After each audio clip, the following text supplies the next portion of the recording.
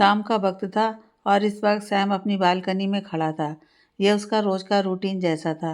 शाम के टाइम कुछ वक्त बालकनी में बिताना उसे अच्छा लगता था। आज भी सैम बालकनी में खड़ा था, पर आज उसके ख्यालों में सिर्फ एक इंसान बसा था, या यूं कहें बसी थी। सैम के जहन से आज कृतिका का ख्याल जा ही नहीं रहा था।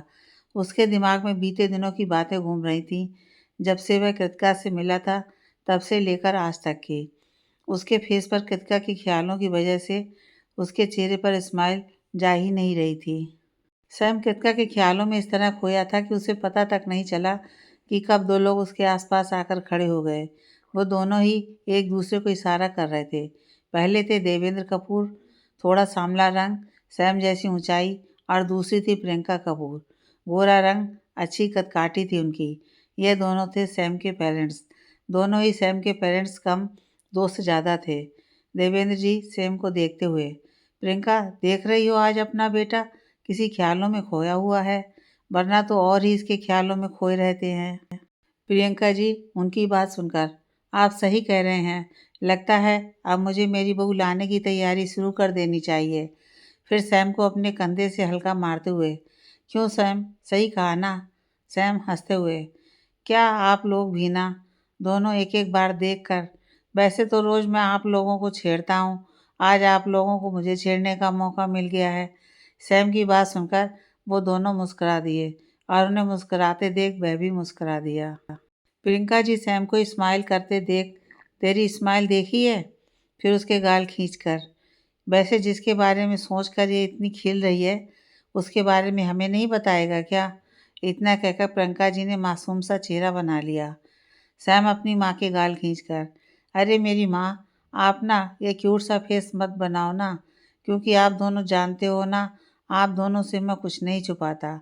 फिर कृतिका के बारे में सोचते हुए स्माइल के साथ, पता है माँ, वो पहली ऐसी लड़की है जिसे आपके बेटे में ज़रा भी इंटरेस्ट नहीं है।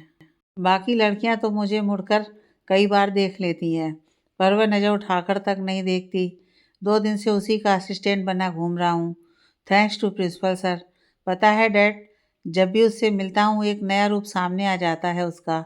रोमांटिक नॉवेल्स पढ़ती है वह अच्छे से कवर में छुपाकर, मूवीज़ देखती है और उसके डायलॉग तक याद है उसे। दिखती नहीं है, पर गुस्सा बहुत खतरनाक है उसका।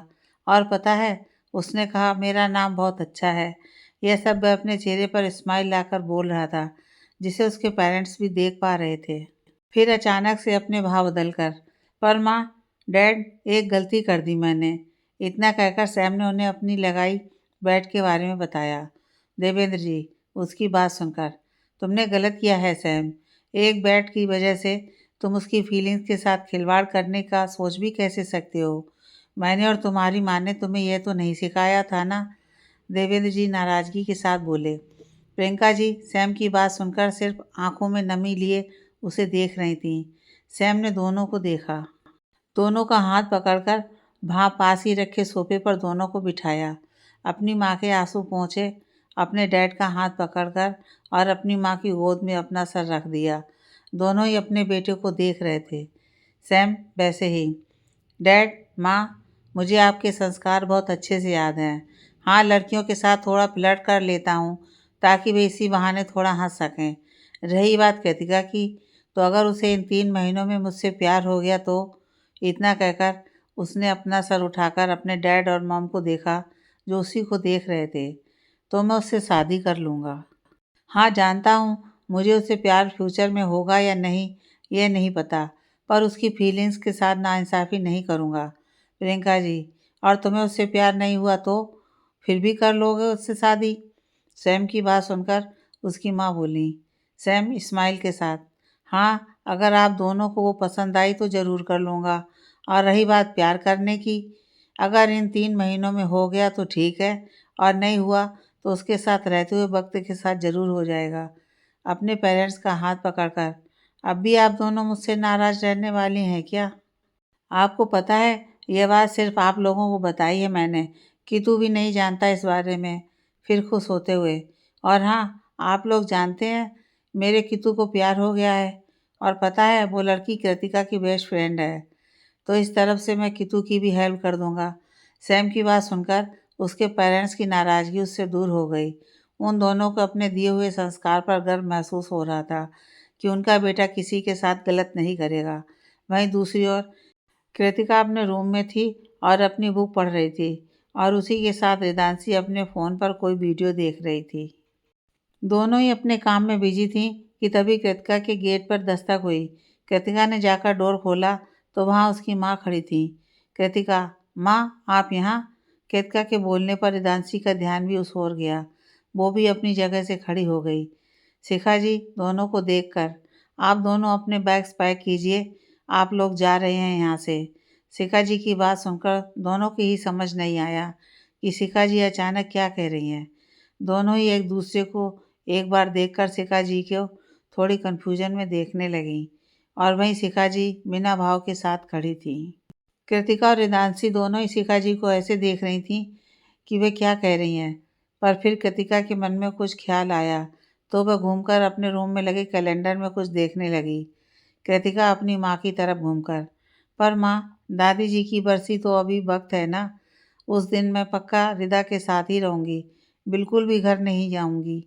कृतिका मायूस सा चेहरा बनाकर बोली, क्योंकि वह यह बात पूरे दिल से नहीं बोल रही थी, उसके मन में कुछ और था।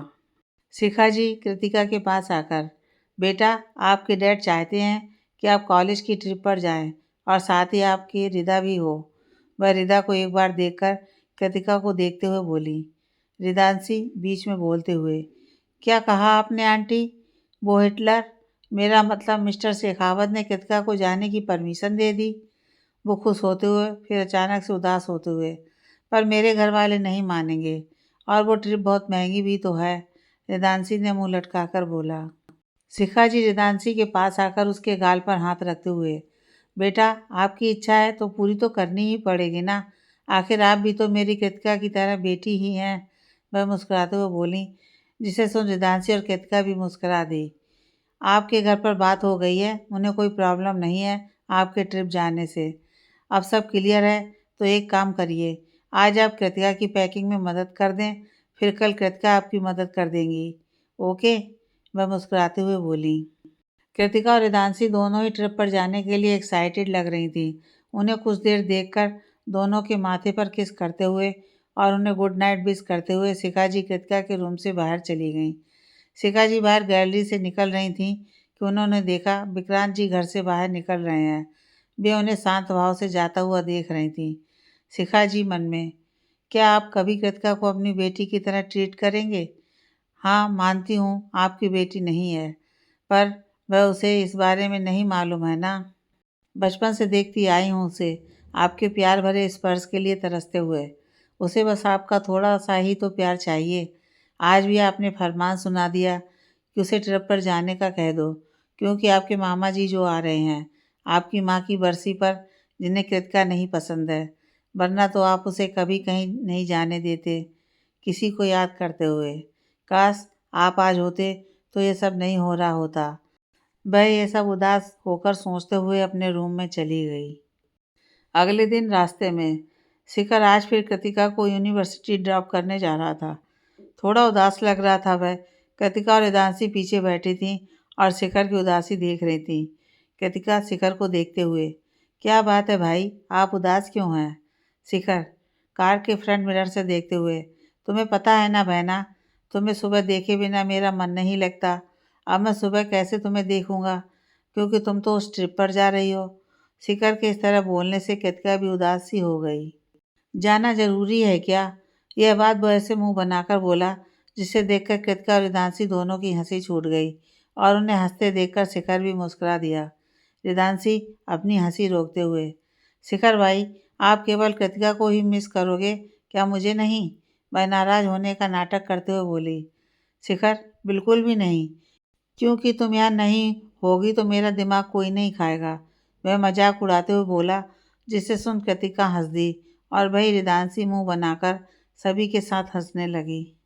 सेंट जेवियर्स कॉलेज कॉलेज में आज कई सारी लग्जरियस बसें आ रखी थीं। आज ही वह दिन था जब कॉलेज से सभी को ट्रिप पर ले जा रहे थे। यह ट्रिप शिमला, मनाली और आसपास की जगह से होकर लद्दाख तक की थी। करीब 10 बसें थीं। थोड़ी देर बाद वहाँ मौजूद 10 बसों में से 9 बस निकल चुकी थी। बस एक बस वहाँ अभी भी खड़ी थी। उस बस में बैठे स्टूडेंट जब से रवाना होने के लिए कह रहे थे, पर उस बस में किसी का वेट हो रहा था। कुछ देर बाद 2 लोग बस में चढ़े, जिन्हें देखकर कुछ लोग हैरान हुए तो कुछ ने बुरा सा मुँह बना लिया। पर 2 लोग थे जो इन्हें देखकर अपनी आई मुस्कान छुपा रहे थे। बस में चढ़ने वाले थे कृतिका और रिदांशी, और वही जो उन्हें देखकर खुश हो गए थे, वे और कोई नहीं, हमारे सैम और पुलकित थे। बस ऑलमोस्ट भरी हुई थी। लेक्चरर ने उन्हें लास्ट में बैठने को कह दिया। जैसे-जैसे वे दोनों लास्ट वाली सीट पर बढ़ रही थीं, वैसे-वैसे लड़कियां उन्हें बुरी तरह घूर रही थीं। दोनों ये बात तब समझ पाईं, जब उन्होंने लास्ट वाली सीट पर सैम और पुलकित को बैठा पाया। कृतिका मन ही मन चिढ़ते हुए विंडो सीट पर बैठ गई और पास में रिदांशी को उसकी मर्जी के खिलाफ, या फिर यूँ कहें धमकाकर बैठा दिया, ताकि उसे सैम का चेहरा न देखना पड़े। कृतिका की यह हरकत देख सैम मन ही मन मुस्कुरा दिया। वहाँ बैठते ही कृतिका ने अपने साथ लाया बैग में से एक बुक निकालकर पढ़ने में लग गई, जो एक सस्पेंस नावल थी, कि तभी उसके कानों में आवाज़ आई। इस नावल में लास्ट में पता चलता है कि असली क्रिमिनल कोई और नहीं, पास में रहने वाली बूढ़ी औरत ही है। कृतिका ने जब यह आवाज़ सुनी तो उसने नज़र उठाकर अपने पास देखा। कृतिका ने जब चेहरा घुमाकर उस इंसान को देखा जिसने उसके सस्पेंस को ख़राब कर दिया था, तो वहाँ उसे सैम बैठा हुआ मिला, जिसे देखकर कृतिका को गुस्सा आने लगा। कृतिका गुस्से में, तुम तुम यहाँ क्या कर रहे हो? यहाँ तो रिदा बैठी हुई थी ना? कृतिका ये बोलकर खड़ी हो गई। उसकी आवाज़ इतनी तेज़ थी कि आगे बैठे लोग भी उसे पीछे मुड़कर देख रहे थे। सैम सबको देखकर, नथिंग मच फ्रेंड्स, पहली बार किसी ट्रिप पर जा रही है ना, तो शायद घबराहट की वजह से ओवर रिएक्ट कर दिया। सैम ने यह बात मजाक भरे लहजे में बोला, जिसे सुनकर सब हंस दिए, और वहीं कृतिका को लगा सब सैम की वजह से उस पर हंस रहे हैं, तो उसकी आंखों में आंसू भर आए। वह उसी सीट पर विंडो की तरफ मुँह करके बैठ गई। सैम उसकी आंखों में आंसू देख चुका था। सैम को कृतिका की आंखों में आंसू बिल्कुल भी अच्छे नहीं लगे। अब उसने कृतिका से कुछ भी नहीं कहा और धीरे से वहाँ से उठ गया। कृतिका को तो पता नहीं चला, पर उसे उठता देख पुलकित ने उनसे इशारों में पूछा। वही रिदांशी भी सैम को देख रही थी। सैम ने कृतिका की ओर इशारा किया, जिसे देख वे दोनों समझ गए। सैम उनसे बात कर कुछ लेने के लिए आगे बढ़ गया। सैम आगे बैठकर बाकी स्टूडेंट्स, खासकर लड़कियों के बीच घिरे बैठा था, पर उसकी तिरछी नज़र कृतिका पर ही थी। वहीं कृतिका को लगा सैम उसे सॉरी बोलेगा और उसे शायद मनाने की कोशिश करेगा, पर वह तो बिना कृतिका पर ध्यान दिए आगे बैठा बातों में मगन था। कृतिका, एक बात सैम को देखकर मन में, क्या मैं भी कैसे सोच लिया उसके बारे में कि वो आकर मुझे मनाएगा और सॉरी बोलेगा। मैं उसकी कोई अपनी थोड़ी ना हूँ, और वैसे भी वो है ही ऐसा। इतना सोचकर कृतिका विंडो के बाहर के नज़ारे देखने लगी, क्योंकि अब पहाड़ी एरिया शुरू हो चुका था और ठंडी हवा का झोंका बह निकला था, जिसे महसूस कर कृतिका के फेस पर अपने आप स्माइल आ गई। दूर बैठा सैम कृतिका को मुस्कुराते देख मन ही मन मुस्कुरा दिया। सैम मन में, तुम पहली बार रूठी थी मुझसे और उम्मीद भी लगा बैठी थी कि मैं तुम्हें मनाऊंगा। करना मैं भी कुछ यूं ही चाहता था, पर फिर तिरछी निगाहों से हेजल को देखकर किसी को यह ना लगे कि मैं सिर्फ शर्त के लिए ये नहीं कर रहा हूँ। पर जब तुमने चाहा है तो तुम्हारी चाहत पूरी करना तो बनता है ना। लास्ट लाइन के बाद उसने मुस्कुराते हुए कृतिका को देखा और फिर बाहर देखने लगा। बस कुछ देर बाद हाईवे के पास और पहाड़ी पर एक कैफ़े के पास रुकी। सभी को फ्रेश होने का और नाश्ता पानी करने का कह दिया गया, क्योंकि बस वहाँ थोड़ी देर के लिए रुक गई थी। सैम वहाँ दूसरों के बीच उस कैफ़े में बैठा हुआ था। तभी उसकी नज़र थोड़ा आगे लगे एक बुक स्टोर के साइन पर पड़ी। उसे देखकर उसने नज़र घुमाकर कृतिका को देखा, जो फ्रेश होकर गाड़ी में ही उसी खिड़की पर बैठी कुछ लिख रही थी। उसे ऐसे देख सैम एक बार मुस्कुरा दिया और उस बुक स्टोर की तरफ बढ़ गया। अब सब लोग वापस बस में आ गए थे और बस रवाना भी हो चुकी थी। कृतिका अभी भी सिर नीचे कर कुछ नोट लिख रही थी कि उसके सामने कुछ आया। वो दो बुक्स थीं, जिनमें से एक रोमांटिक नॉवेल थी, वहीं दूसरी एक सस्पेंस वाली नॉवेल। कृतिका के फेस पर उन दोनों को देखकर स्माइल आ गई, क्योंकि ये वही बुक्स थीं जिन्हें वो कब से ढूंढ रही थी। पर उसके हाथ भी अब तक नहीं लग पाई थीं। कृतिका ने नज़र उठाकर बुक्स देने वाले की तरफ देखा तो वहाँ सैम मुस्कुराते हुए खड़ा था। कृतिका उसे देखने लगी। सैम कृतिका को अपनी ओर देखते पाकर, मैंने तुम्हारा सस्पेंस ख़त्म कर दिया था ना, और तुम्हारी इंसल्ट भी हुई मेरी वजह से, उसके लिए इन्हें एक्सेप्ट कर लो। मैं बुक की ओर इशारा करते हुए बोला। कृतिका कुछ और सुनने के लिए उसे अभी भी देख रही थी। तुम्हें लग रहा है मैं अपनी गलती की माफ़ी मांगूंगा, बट ये नहीं होगा, क्योंकि सैम हर किसी से माफ़ी नहीं मांगता। इतना कहकर वह वापस आगे चला गया और वहीं कृतिका का फेस उसका यह जवाब सुनकर हैरानी से खुल गया था। उसने अपना फेस नॉर्मल कर उन बुक्स को अपनी हैंडबैग में रखकर फिर वह बाहर के नज़ारे देखने लगी। बस अब पहाड़ों के बीच चल रही थी। ठंडी हवा और वहाँ के नज़ारे सभी को अच्छे लग रहे थे। तभी सैम ने एक स्टूडेंट से इसका गिटार लिया, उसने धुन बजाई और गुनगुनाने लगा। सैम की आवाज़ बहुत ही अच्छी थी, जिस वजह से सब उसे आंखें बंद किए सुन रहे थे। सफ़र खुशनुमा बना दिया था उसकी आवाज़ ने। उसकी आवाज़ का असर कृतिका पर भी हुआ, वह भी उससे सुनने लगी। जब सैम की नज़र कृतिका पर गई तो वह उसे अपने सॉन्ग में इंटरेस्ट देते देख मुस्कुरा दिया। कुछ लाइन सैम कृतिका को ही डेडिकेट कर रहा था और साथ ही उसके कुछ सवाल भी थे जो उसके मन में चल रहे थे। उसने आगे एक सुंदर सी धुन छेड़ दी। ये लाइनें भले ही सैम सभी लड़कियों की ओर देखते हुए गा रहा था, पर यह सीधे कृतिका के लिए ही थी। वहीं कृतिका मुस्कुराते हुए सैम का गाना सुन रही थी। उसकी आंखें बंद, चेहरे पर स्माइल उसे और खूबसूरत बना रही थी, और उसकी खूबसूरती सैम आगे बैठा देख पा रहा था। पीछे बैठी कृतिका ने ऐसे ही आगे की लाइंस गुनगुना दी, जिसे सुन सभी उसकी ओर देखने लगे, क्योंकि उसकी आवाज़ बहुत प्यारी लग रही थी। सबको अपनी ओर देखता पाकर वह चुप हो गई। उसकी नज़र सैम पर चली गई, जो उसे ही मुस्कुराते हुए देख रहा था। फिर साथ चल रहे लेक्चरर के कहने पर आखिरी लाइनें सैम और कृतिका ने साथ में गाईं। शिमला, हिमाचल प्रदेश। सबसे पहले वे सभी बस शिमला आकर रुकीं। कॉलेज की तरफ से द ओबराय सेसिस एक 5 स्टार होटल प्री बुक थी। आखिर कॉलेज भी तो सेंट जेवियर्स था। सभी को उनके रूम अलॉट कर दिए गए। सभी को अलग अलग रूम दिए गए, पर कृतिका ने अपना और रिदांशी को एक ही रूम में रहने की परमिशन देने के लिए वहाँ मौजूद लेक्चरर से रिक्वेस्ट की। उसकी यह रिक्वेस्ट मान ली गई, और वहीं सैम ने भी बोल दिया था कि वो और पुलकित साथ में रूम शेयर कर लेंगे, तो उनकी बात भी मान ली गई। सभी अपने रूम में जा चुके थे। आज सभी को ऑफ डे दिया गया था। उन्हें यह कह दिया गया था कि वे आज अपने हिसाब से शिमला घूम सकते हैं, पर शिमला की ठंड की वजह से कोई भी अपने रूम से बाहर निकलना ही नहीं चाहता था। कृतिका और रिदांशी जब रूम में आए तो वे रूम को देखते ही रह गए। वे दोनों ही रूम देखकर खुश हो गए। दोनों को ही रूम बहुत पसंद आया था। रिदांशी फ्रेश होने के लिए बाथरूम में चली गई, और वहीं कृतिका को जब अपने रूम में बालकनी दिखी तो वह उस ओर चली गई। कृतिका को बालकनी में खड़े होना बहुत पसंद था, जिस वजह से वह अपने आप को रोक नहीं पाई। और वहीं शिमला का नज़ारा भी कोई मिस करेगा क्या? कृतिका जब अपनी बालकनी में गई तो बाहर का नज़ारा देख खुश हो गई। शिमला इस टाइम बर्फ़ से पूरा ढका हुआ था। कृतिका को वैसे भी बर्फ़ देखना बहुत पसंद था, पर कभी उसे यह मौका मिला नहीं था। आज जब पहली बार उसने ये नज़ारा देखा तो उसका फेस खुशी से खिल गया। इस वक्त किसी छोटे बच्चे जैसे उस नज़ारे को अपनी आँखों से अपने मन में कैद कर रही थी कि तभी उसके कानों में एक आवाज़ आई, लगता है तुम यहाँ पहली बार आई हो। उसने चेहरा घुमाकर देखा तो उसके पास वाले कमरे की बालकनी में पुलकित और सैम खड़े थे। पुलकित से हुई रिदांशी की दोस्ती और रिदांशी की पुलकित को लेकर फीलिंग्स से वह अनजान नहीं थी, जिस वजह से वह पुलकित को देखकर हल्का मुस्कुरा दी।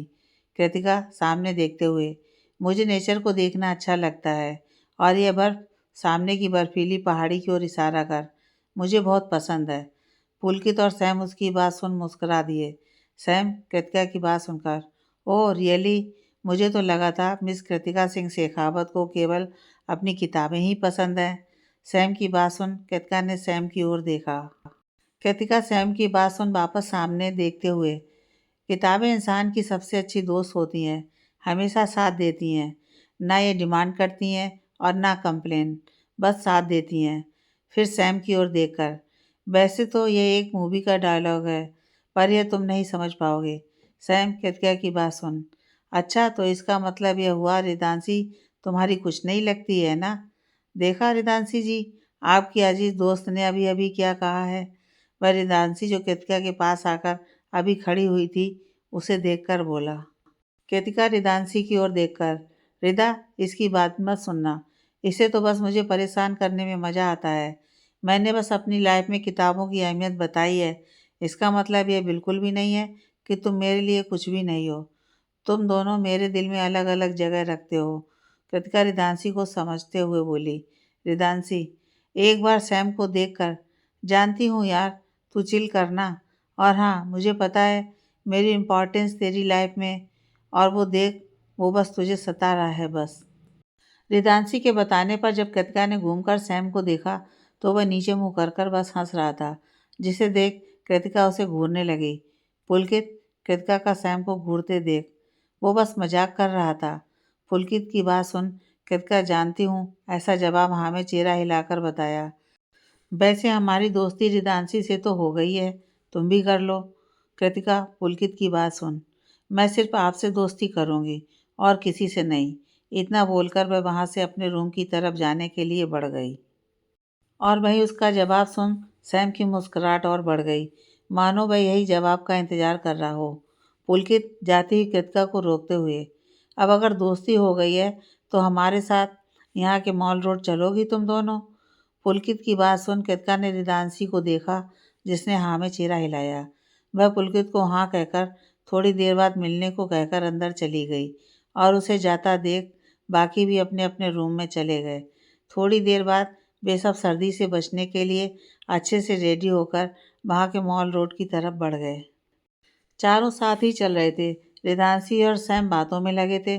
पुलकित उनकी बातें सुनता हुआ चल रहा था, और वहीं कृतिका आसपास के नज़ारे देखने में व्यस्त थी। थोड़ी देर बाद एक दुकान पर कृतिका की नज़र पड़ी, तो वह उस ओर बढ़ गई। उसे जाता देख रिदांशी भी वहाँ चली गई। वो दोनों एक आर्टिफिशियल ज्वेलरी शॉप में गई थी। दोनों ही अलग अलग तरह की इयररिंग्स देख रही थी। उनके चेहरे की खुशी बता रही थी कि इन दोनों को इयररिंग्स कितने पसंद थे। वहीं उस दुकान के सामने खड़े सैम और पुलकित उन दोनों को ही देखकर मुस्कुरा रहे थे। पुलकित ने एक बार सैम को देखा, फिर दोबारा रिदांशी को देखने लगा। पुलकित सामने देखते हुए, मेरा तो ठीक है, पर तू क्यों कृतिका को देख रहा है? सैम, उसकी बात सुन, कि तू जितना ध्यान तू मुझ पर लगाता है ना, उतना अगर रिदांशी पर लगाता ना, तो आज वो तेरी ऑफिशियली गर्लफ्रेंड होती। वह बात घुमाते हुए बोला, क्योंकि वो क्या कहता कि क्यों देख रहा है वह कृतिका को। पुलकित, सैम की बात सुन, गर्लफ्रेंड नहीं, रिदांशी सीधे मेरी वाइफ बनेगी, वह रिदांशी को देखते हुए बोला।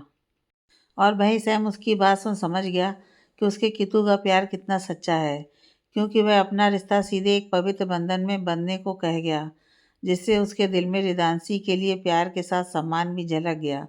सैम पुलकित को देखकर मुस्कुराया और फिर वापस कृतिका को देखने लगा, जो अभी भी अपनी इयररिंग्स देखने में मस्त हुई थी। अगले 2 दिनों तक सेंट जेवियर्स के स्टूडेंट शिमला के आसपास वाले इलाकों में घूमे। वे लोग चैल, मसोबरा, ग्रीन, कसौली जैसे हरियाली भरे इलाके में घूमे। साथ ही वे लोग कुल्लू भी गए, जहाँ उस टाइम बर्फ़ गिरी हुई थी। कृतिका सभी जगह बहुत अच्छे से एंजॉय कर रही थी। पहली बार उसे यहाँ ऐसे ट्रिप पर आने का मौका मिला था। जब भी वह खुश होती, तो उसके साथ खुश होते 3 और लोग। रिदांशी जो कृतिका को देखकर खुश थी, वहीं सैम भी कृतिका को देख अपने अंदर खुशी महसूस कर रहा था। और वहीं पुलकित कृतिका और रिदांशी की खुशी और अपने दोस्त सैम में हो रहे बदलाव देखकर खुश था। आज जिस जगह वे रुके थे, यानी द ओबराय सेसेस में, उनकी आज एनिवर्सरी थी। इसी खुशी में आज शाम यहाँ एक पार्टी रखी गई थी। बाकी आज कुछ और काम नहीं था, तो कृतिका ने आज शिमला के क्राइस्ट चर्च में जाने का सोचा। उसे वैसे भी चर्च जाना बेहद पसंद था। उसने इंटरनेट पर यहाँ के चर्च के बारे में पढ़ा था। उसने अपनी ये इच्छा रिदांशी को बताई, तो वह उसके साथ चलने के लिए रेडी हो गई। साथ ही पुलकित और सैम को भी रिदांशी के कहने पर कृतिका ने उनके साथ जाने के लिए इनवाइट कर दिया। जब वे सभी चर्च के पास पहुँचे, तो एक अलग ही शांति मिल रही थी उन्हें वहाँ। सभी ने कुछ कैंडल्स लीं और अंदर जाकर एक जगह उन कैंडल्स को जलाया। फिर वे सब वहाँ जाकर आगे बेंच पर बैठ गए। एक साइड में कृतिका रिदांशी बैठी हुई थी और दूसरी तरफ सैम और पुलकित। सैम भले ही चर्च में था, पर उसकी नज़र जीसस क्राइस्ट के सामने प्रे करती कृतिका पर ही थी। आंखें बंद किए मन में प्रार्थना करते हुए, साथ में अपने होंठ चलाना। प्रार्थना करते वक्त अलग अलग भाव जो उसके चेहरे पर आ रहे थे, यह सब देखकर सैम तो बस कृतिका में ही खो सा गया। इस वक्त चर्च खाली था, केवल वे चारों ही वहाँ मौजूद थे। वो वहाँ का माहौल ही मन को शांत करने जैसा था। इसी बीच रिदांशी कृतिका को उसका पसंदीदा गाना की वे लाइंस जो ऐसे ही चर्च में फिल्माया गया था, उसे गाने का कह रही थी, पर कृतिका साफ मना कर रही थी। पर जब अब पुलकित और सैम भी उसे गाना का रिक्वेस्ट करने लगे, तो वह मान गई। कृतिका का उस गाने के बोल गुनगुनाकर उसे सुन सैम को महसूस हुआ कि कृतिका के दिल में कितना प्यार भरा हुआ है। उसके दिल में एक ऐसे इंसान का ख्वाब है जो उससे बहुत प्यार करे। वह यह बात कुछ कुछ समझ गया था। कृतिका ने बस इतना ही गुनगुनाया और फिर रिदांशी को चलने का कहकर बाहर चली गई। रिदांशी भी कृतिका के पीछे चल पड़ी। भाई जब पुलकित ने सैम को उसके पीछे चलने को कहा, तो सैम ने उसे यह कहकर आगे भेज दिया कि उसे कुछ काम है, तो वह थोड़ी देर में आता है। पुलकित यह सुन उसे जल्दी आने का कहकर उन दोनों लड़कियों के पीछे चला गया। और वही सैम, जिसे अब अपने मन में गिल्ट होने लगा था, उसे लग रहा था कि वो कैसे एक फालतू की शर्त के लिए कृतिका जैसी इतनी अच्छी मासूम सी लड़की के साथ इतना बड़ा धोखा कर रहा है। हाँ, हालांकि उसने सोच लिया था कि वह कृतिका के साथ गलत नहीं करेगा, पर अब उसे अपने अंदर गिल्ट फील होने लगा था। वह कुछ देर वैसे ही चर्च में बैठा रहा। वह जीसस क्राइस्ट से अपनी इस गलती के लिए मन ही मन माफ़ी मांग रहा था। वह अब कुछ गलत न करने का वादा कर वहाँ से वापस होटल लौट आया, क्योंकि उसे बार बार पुलकित के कॉल्स आ रहे थे। शाम का समय। आज द ओबराय चैसिस ने अपने होटल की एनिवर्सरी के एवज में एक मास्क बेल पार्टी रखी थी, जो एक विदेशी थीम पर थी। गर्ल्स को पार्टी गाउन में, वहीं बॉयज़ को पार्टी में सूट पहनकर आना था। इस बारे में होटल ने पहले से ही कॉलेज को इन्फॉर्म कर दिया था, जिस वजह से सारे स्टूडेंट्स अपने लिए आउटफिट्स लेकर ही आए थे। पर इस बारे में कृतिका और रिदांशी को तो पता ही नहीं था। उन्हें भी इसी पार्टी में जाना था, पर प्रॉब्लम यह थी कि उनके पास पार्टी में पहनने के लिए कुछ भी नहीं था। दोनों ही उदास सी होकर रूम में ही बैठ गईं। और जब शिखा जी ने कृतिका और रिदांशी के हालचाल पूछने के लिए कॉल किया, तब उन्हें यह परेशानी पता चली। शिखा जी ने उन दोनों की ये प्रॉब्लम चुटकी में दूर कर दी। उन्होंने अपनी एक डिजाइनर दोस्त जो शिमला में रहती थी, उससे कहकर उन दोनों के लिए ड्रेसेस भिजवा दी। दोनों ही खुशी खुशी रेडी होने चल दी। दोनों ही बहुत एक्साइटेड थी, क्योंकि दोनों ही ऐसी पार्टी पहली बार अटेंड कर रही थी। कृतिका ने एक लेवेंडर कलर का ऑफ शोल्डर गाउन जो उसके घुटनों से थोड़ा नीचे था, जिस पर स्कर्ट एरिया पर छोटे छोटे पर्ल्स लगे हुए थे, एक छोटा डायमंड नेकलेस के साथ उसी की मैचिंग ईयररिंग्स पहने। बालों को ऊपर से हेयर स्टाइल बनाकर बाकी खुले छोड़े हुए थे। हल्के मेकअप के साथ वह बहुत प्यारी लग रही थी। वहीं रिदांशी ने एक ब्लू कलर का सिंड्रेला गाउन पहना हुआ था, जिस पर शाइनिंग वर्क किया हुआ था, जो अंधेरे में चमकता। सुंदर सी ईयररिंग्स पहने हल्के मेकअप के साथ वह भी सुंदर लग रही थी। दोनों ही जब पार्टी वेन्यू पहुंचे, तो वहाँ बाहर ही उन्हें उनके ड्रेसेस से मैच करता हुआ मास्क मिला, जिसे पहनकर जब वे लोग पार्टी में पहुंच गए, तो एक बार तो वहाँ की डेकोरेशन देखते ही रह गए। एलिगेट डेकोरेशन, बीच में डांसिंग एरिया, साइड में बैठने के लिए व्यवस्था किए गए। वह हॉल बहुत ही सुंदर लग रहा था। सभी मेहमान आ चुके थे। पार्टी ऑर्गेनाइजर ने सबसे पहले सभी को पार्टी में आने के लिए शुक्रिया कहा। फिर अपने होटल के बारे में बताकर सभी को डांस फ्लोर पर आमंत्रित कर दिया। सैम और पुलकित ने जब यह सुना, तो उनकी नज़रें पार्टी में किसी को ढूंढने लगीं। जब उन्हें वे दिख गईं, तो दोनों ही उस ओर बढ़ गए। जब कृतिका और रिदांशी ने उन दोनों को देखा, तो एक बार देखती ही रह गईं। वे सभी ही फिलहाल अपने मास्क नहीं पहने हुए थे। वे दोनों ही अपना मास्क हटाकर उनकी तरफ बढ़ रहे थे, ताकि वे लोग उन्हें पहचान सकें। सैम ने ब्लैक सूट पहना हुआ था, जिस पर उसने लेवेंडर कलर की टाई पहनी हुई थी। यह बस एक इत्तेफाक था कि वो कृतिका के साथ मैच कर रहा था। वहीं पुलकित ने भी ब्लैक सूट पहना हुआ था, पर उसकी टाई आज रिदांशी की ड्रेस से मैच कर रही थी। जब यह बात लड़कों ने नोटिस की तो मन ही मन वे मुस्कुरा दिए। जैसे भी दोनों लड़कियों के पास पहुंचे, वैसे ही सभी को मास्क पहनने के लिए कहा गया। साथ ही लाइट्स भी डिम कर दी गई। सॉफ्ट म्यूजिक और कम लाइट के साथ वहाँ का माहौल बहुत ही आकर्षक हो रहा था। सैम ने डांस के लिए जैसे ही हाथ बढ़ाया तो कृतिका ने नामे चेहरा हिला दिया। पर यह क्या? सैम तो डांस करने के लिए उससे नहीं, रिदांशी से पूछ रहा था। उसने अपना हाथ कृतिका से होते हुए रिदांशी की तरफ बढ़ा दिया, जिससे एक बार तो कृतिका झेंप सी गई। और यह बात सैम ने भी नोटिस कर ली। सैम और रिदांशी जब डांस फ्लोर पर चले गए, तब पुलकित ने कृतिका को डांस के लिए बड़े ही पॉलिटिकली पूछा, जिसे कृतिका मना नहीं कर पाई। वे दोनों भी डांस फ्लोर पर आ गए। भले ही पार्टी की थीम विदेशी थी, पर माहौल पूरा इंडियन था, जिसका सबूत वहाँ बजता हुआ गाना दे रहा था। जब कृतिका ने वह गाना सुना तो उसके फेस पर स्माइल आ गई। यह गाना उसके पसंदीदा में से था। वो अब सहज होकर इस गाने पर पुलकित के साथ डांस करने लगी। हाँ, हालांकि पुलकित भी अपनी पूरी कोशिश कर रहा था हमारी कृतिका को कंफर्टेबल फील करवाने के लिए। और वहीं सैम का तो ध्यान अपने डांस पर कम, कृतिका पर ज़्यादा जा रहा था। वो उसकी उस मुस्कान में खो सा गया था। ये बात रिदांशी कब से नोटिस कर मुस्कुरा रही थी। शायद उसके दिमाग में कुछ बात चल रही थी। गाने को सुनकर सैम का ध्यान कृतिका के चेहरे की बनावट पर चला गया। उसके नए नक्श बड़े तरासे से थे, पर सबसे ज़्यादा उसका मन खूबसूरत था और यही कृतिका को सबसे अलग बनाता था। एक बड़े बाप की बेटी होने पर भी घमंड नहीं करना, सभी की मदद करना, चाहे उसके बाद वे उससे बात करें या नहीं। उसका दिल, नेचर आदि चीज़ें सैम ने उसके साथ रहते हुए नोटिस की थी, और यही तो कारण था सैम का कृतिका की तरफ झुकाव का। यह बात सोचकर सैम के फेस पर एक क्यूट वाली स्माइल आ गई। म्यूजिक के साथ ही एक बार पार्टनर्स चेंज किए गए। आसपास वालों को अपने पार्टनर्स चेंज करने थे। अब तो पुलकित के साथ रिदांशी और वहीं सैम के साथ कृतिका डांस कर रही थी। जैसे ही कृतिका सैम के पास पहुंची तो वह वहां से जाने लगी, पर सैम ने उसे जाने से रोक दिया, जिस वजह से सैम अपने ऊपर उसकी घूरती निगाहें महसूस कर रहा था। डांस करते हुए जब सैम के हाथों ने कृतिका के बालों को छुआ तो गलती से उसके हाथ में बंधी घड़ी उसके बालों में जा फंसी। कृतिका को तो इस बारे में पता ही नहीं चला। सैम ने भी डांस करते हुए बड़ी मुश्किल से उसे छुड़ाया, वरना तो कृतिका पता नहीं क्या करती। पर कुछ भी कहो, सैम यह मूवमेंट एंजॉय कर रहा था। वहीं कृतिका तो कब से ज़बरदस्ती उसके साथ डांस कर रही थी। उसने अपने आप को सैम से अलग किया और साइड में जाकर खड़ी हो गई। पर कृतिका के जाने से सैम के डांस पर कोई खलल नहीं पड़ा।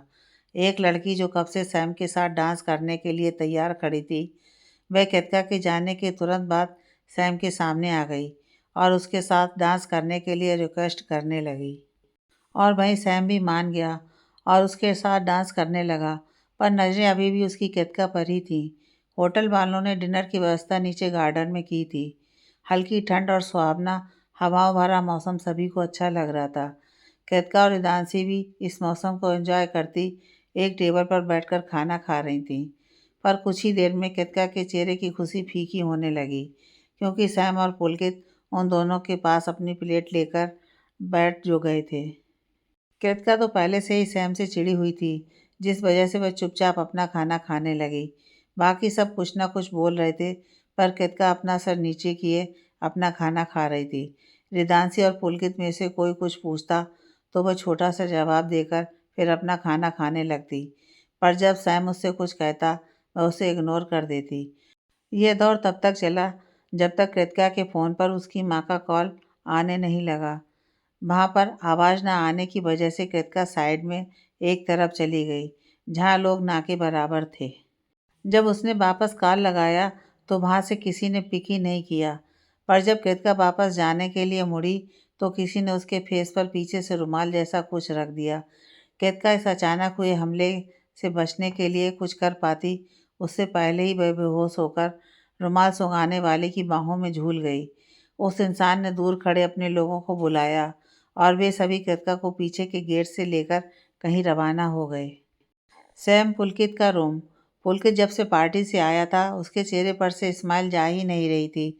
आखिर उसे आज उसकी रिदांशी के साथ डांस करने का मौका जो मिला था, और वहीं सैम बालकनी में खड़ा अपने जज्बातों को समझने की कोशिश कर रहा था। तभी उसके रूम की डोरबेल रिंग हुई। दोनों का ही ध्यान उस तरफ गया। पुलकित ने जाकर गेट खोला तो वहाँ रिदांशी खड़ी हुई थी, परेशान और घबराई सी हुई लग रही थी। जब पुलकित ने उसे ऐसे देखा तो तुरंत बिना कुछ कहे उससे पहले रूम के अंदर बुला दिया। पुलकित रिदांशी को बैठाकर पानी देते हुए, क्या हुआ है रिदांशी? पानी उसको देते हुए, यह लो पहले पानी पियो। रिदांशी पानी का गिलास साइड करते हुए, मुझे यह नहीं चाहिए।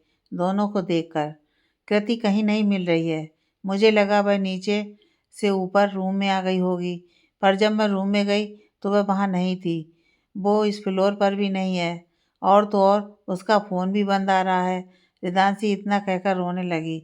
और वहीं सैम को जब यह पता चला तो वह बिना वक्त गंवाए वहाँ से निकल गया कृतिका को ढूंढने। थोड़ी देर बाद सैम के साथ पुलकित और रिदांशी ने भी पूरा होटल छान मारा, पर कृतिका का कहीं अता पता तक नहीं था। रिदांशी के आंसू फिर बहने लग गए थे। वे सब इस वक्त उसी गार्डन में थे जहाँ कुछ देर पहले सब मिलकर खाना खा रहे थे। रिदांशी एक बेंच पर बैठते हुए, पता नहीं मेरी कृति कहाँ हो गई। वो तो यहाँ पहली बार आई थी ना, किसी को जानती भी नहीं है वो यहाँ। क्या जवाब दूंगी मैं उसकी माँ को? रिदांशी कृतिका की टेंशन में ये सब बोल रही थी। पुलकित उसके सामने बैठते हुए, रिदांशी टेंशन मत लो, हम सब मिलकर कृतिका को ढूंढ लेंगे, ट्रस्ट रखो हम पर। सैम से, तू कहाँ देख रहा है? पुलकित ने जब सैम को देखकर बोला तो रिदांशी का ध्यान भी उसकी तरफ चला गया। सैम, अब एक चमकीली चीज़ जो गार्डन के घास पर चमक रही थी। सैम के पीछे पुलकित और रिदांशी भी चल दिए। वहाँ जाकर सैम ने वो चीज़ उठाई। वो एक ईयररिंग लग रहा था, शायद किसी का गिर गया था। पुलकित ने तो उसे इग्नोर कर दिया, पर उसे देखकर सैम और रिदांशी एक दूसरे को देखने लगे। रिदांशी उस ईयररिंग को अपने हाथ में लेकर, यह तो कृति का है, सच में कृति का है, आज उसने यही पहना था। रिदांशी की बात सुन सैम और पुलकित उस ईयररिंग को देखने लगे। एक बंद कमरे में, यह एक पुराना कमरा सा था जिसमें बहुत गंदगी भरी हुई थी। दीवारों से रंग उतरा हुआ था, खिड़की के कांच टूटे हुए, एक तरफ काई तक जमी हुई थी। इसी कमरे में बीचों बीच कोई चेयर से बंधा हुआ था जिसे धीरे धीरे होश आ रहा था। ये हमारी कृति ही थी जो गार्डन से गायब कर दी गई थी। कृति जब पूरे होश में आ गई तो उसने अपने आप को बंधा हुआ पाया। सर में दर्द हो रहा था उसके। दिमाग में जोर डालने के बाद उसे याद आया कि आखिरी बार वह अपनी माँ से बात करने के लिए साइड में गई थी। तभी किसी ने उसका चेहरा रुमाल से ढक दिया। उसके बाद उसे कुछ भी याद नहीं आ रहा था। वह अपनी हेल्प के लिए चिल्लाने लगी। उसकी आवाज़ सुन एक आदमी, जिसने अपना आधा चेहरा रुमाल से ढका हुआ था, वह आया। उसने कृतिका को आवाज़ नहीं करने के लिए कहा और नहीं मानने पर उसे शूट करने तक की धमकी दे दी। उसके हाथ में गन देखकर कृतिका डर गई। उसके बाद वह चुप ही रही। उस आदमी ने उसे चेयर से आज़ाद कर अपने पीछे चलने के लिए कहा और आगे बढ़ गया। कृतिका भी उसके पीछे चल दी। जब कृतिका ने बाहर आकर देखा तो वो एक पुरानी लकड़ी के घर में थी। उसने जब नज़र घुमाकर देखा तो वहाँ कुछ 5 लोग खड़े थे। वे लोग कृतिका को गलत नज़रों से घूर रहे थे, जिन्हें देखकर कृतिका अंदर से तो डर गई, पर बाहर से वह बहादुर बनते हुए खड़ी थी। कृतिका पीछे कदम लेते हुए, कौन हो तुम लोग? मुझे यहाँ क्यों लाया गया है? हटो मेरे सामने से। देखो मुझे जाने दो, वरना तुम सबके लिए अच्छा नहीं होगा। वे लोग कृतिका की बात सुन बुरी तरह हंसने लगे। उनको हंसते देख कृतिका और डरने लगी। उसे कुछ बुरा होने का आभास हो रहा था। अपनी लाइफ इतनी जल्दी ख़त्म होते हुए उसे दिख रही थी।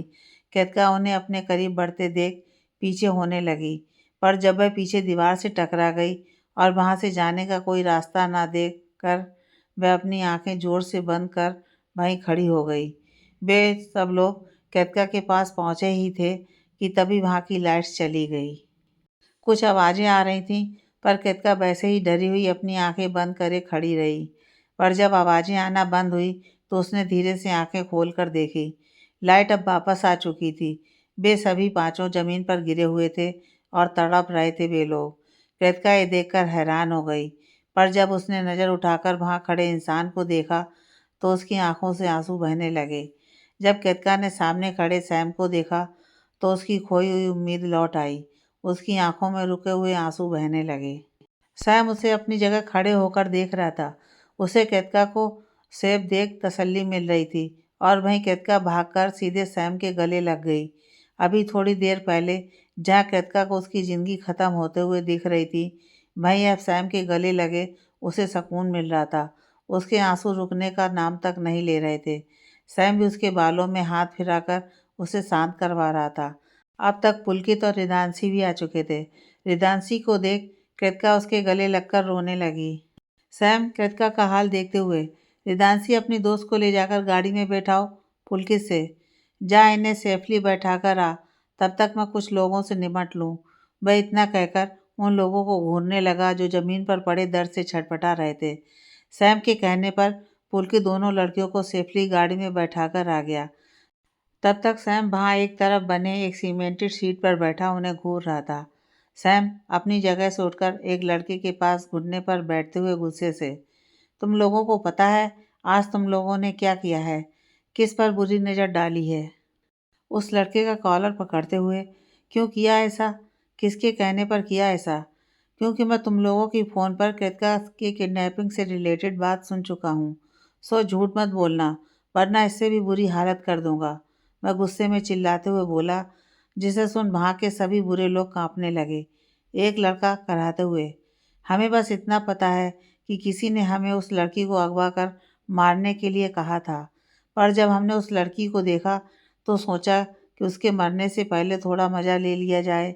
लास्ट तक आते आते वह घबराहट भरे लहजे में बोलने लगा, क्योंकि उसे अपनी तरफ सैम की बेहद गुस्से वाली आंखें जो घूरती मिली थीं। सैम यह सुन और गुस्से में चला गया। अगर वह कुछ और देरी से आता तो पता नहीं आज क्या हो सकता था। यह सब सोचते सोचते ही उसका गुस्सा बढ़ रहा था, जिसका असर उन लड़कों पर हो रहा था। सैम गुस्से में उन्हें और मार रहा था। वे लोग अधमरे जैसे हो गए थे, शायद मर भी जाते, पर तब तक पुलकित ने सैम को उनसे दूर किया और उसका गुस्सा शांत करवाने में लग गया। सैम का गुस्सा शांत नहीं हुआ था, पर अब उसे कृतिका की फिक्र हो रही थी। वह तुरंत वहाँ से बाहर निकल गया और उसे जाता देख पुलकित भी उसके पीछे चल पड़ा। गाड़ी में जब सैम और पुलकित बाहर आए और जब उन्होंने कृतिका का हाल देखा तो धक से रह गए। सैम का गुस्सा जो थोड़ा बहुत शांत हुआ था वह फिर बढ़ गया। कृतिका कार की बैक सीट पर अपने दोनों पैरों को ऊपर कर बैठी हुई थी। चेहरे पर डर और घबराहट साफ झलक रहा था। वो अभी तक उस चीज़ से उभर नहीं पाई थी। रिदांशी कृतिका को संभालने पीछे बैठी हुई थी। पुलकित ने ड्राइविंग सीट संभाली, क्योंकि फिलहाल सैम अपने सेंस में नहीं था। आगे बैठे हुए भी वह फ्रंट मिरर से बस कृतिका को ही देख रहा था। उसे देखते हुए उसे थोड़ी देर पहले की बात याद आ गई कि कैसे वो कृतिका तक पहुंचा था। सैम को जब कृतिका का ईयरिंग मिला तो सब उसे ही देख रहे थे। तभी सैम का ध्यान कुछ और दूरी पर बैक गेट के पास की झाड़ियों पर गया। वहाँ कुछ तो लटक रहा था। सैम और बाकी सब जब वहाँ गए तो देखा उस झाड़ी में एक ड्रेस का कपड़ा लटक रहा था, जो शायद अटक कर फट गया था। जब उन्होंने ध्यान से देखा तो उसी ड्रेस का कपड़ा था जो कृतिका पहने हुई थी। सैम ने तुरंत गेट के बाहर जाकर देखा तो वहाँ उसे कीचड़ में कुछ टायर्स के निशान मिले। सैम पुलकित और रिदांशी को आवाज़ देते हुए, ये देखो फ्रेंड्स, टायर्स के निशान। वे दोनों ही सैम के पास आकर उन्हें देखने लगे। रिदांशी उन्हें देखकर सैम से, पर सैम, इन निशानों से कृति का पता कैसे चलेगा, क्योंकि यह एक होटल है और यहाँ तो अक्सर कई गाड़ियाँ आती जाती रहती हैं ना। पुलकित रिदांशी की बात सुन, एक मिनट रिदांशी, सैम की बात में दम है, क्योंकि हम दोनों ने ही यहाँ के मैनेजर की बात सुनी है। वो कह रहे थे कि इस बैक गेट का यूज़ अब बहुत कम किया जाता है। सैम से, सैम, लगता है जिसने भी कृतिका का किडनैप किया है वो ज़्यादा दूर तक नहीं जा पाया होगा। वो देखो पेट्रोल के निशान। पुलकित वो निशान दिखाते हुए बोला। सैम उन दोनों से, तुम दोनों मेरा यहीं वेट करना, मैं अभी होटल से एक गाड़ी लेकर आया। वो इतना कहकर जल्दी से वहाँ से चला गया। सैम जल्दी ही गाड़ी ले आया। वे लोग उसमें बैठकर उन पेट्रोल के निशानों के पीछे निकल गए। कुछ ही दूरी पर उन्हें एक टूटा हुआ लकड़ी का घर दिखा और साथ ही पेट्रोल के निशान भी वहाँ तक ही थे। इन सबको देखकर वे समझ गए कि कृतिका यहीं पर है। वे लोग तुरंत उस घर में दबे पांव से बढ़े तो उन्होंने देखा कि वो पांचों लोग कृतिका की तरफ ही बढ़ रहे थे। सैम जल्दी से उन लोगों की तरफ बढ़ा और इसी बीच पुलकित ने लाइट का स्विच ढूंढकर उसे ऑफ कर दिया। सैम इस ट्रिप पर अपने साथ अंधेरे में देखने वाला चश्मा भी लेकर आया था, जिससे वो और पुलकित रात में ट्रैक पर जा सकें, और लकली वे इस वक्त उनके साथ ही थे। इनकी हेल्प से सैम ने कुछ ही देर में उन सबको ज़मीन के दर्शन करवा दिए। गाड़ी के ब्रेक के साथ सैम प्रेजेंट में लौटा। जब उसने पीछे घूमकर कृतिका को देखा तो वह हल्का सा मुस्कुरा दिया। कृतिका और रिदांशी दोनों ही सो चुके थे। कृतिका के बाल उसके चेहरे पर आ गए थे। पुलकित भी यह देखकर मुस्कुरा दिया।